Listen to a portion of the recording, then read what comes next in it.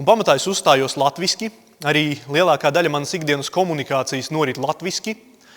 Tādēļ cilvēki man bieži vien jautā, Maksim, vai tu vispār vēl jūties kā krievs? Un es vienmēr saku jā, jo krievs tā taču ir tāda sajūta. Ir augsti, skumji un krievs. Bet vairs jau es arī neesmu krievs. Es tagad esmu tilzīts.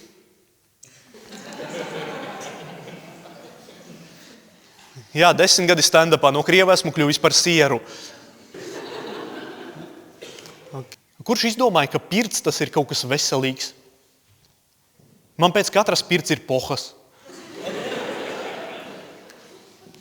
Es biju ASV, un ASV es pamanīju, ka mūsu valsts tomēr mūs uzskata par bišķi pastulbiem. Jo viņiem, it īpaši Teksasas štatā, ieej iepirkšanās centrā, tur visur ieroču veikali, ieej ieroču veikalā, parādi dokumentus, tev ir 21 gads, tev uzreiz pārdot pistoli. Pie mums, lai iegādātos pirotehniku, nepieciešama mednieka atļauja. Kas es briežiem mežā to salūtu šaušu? Man besīk, ka kaimiņiem čīkst dīvāns.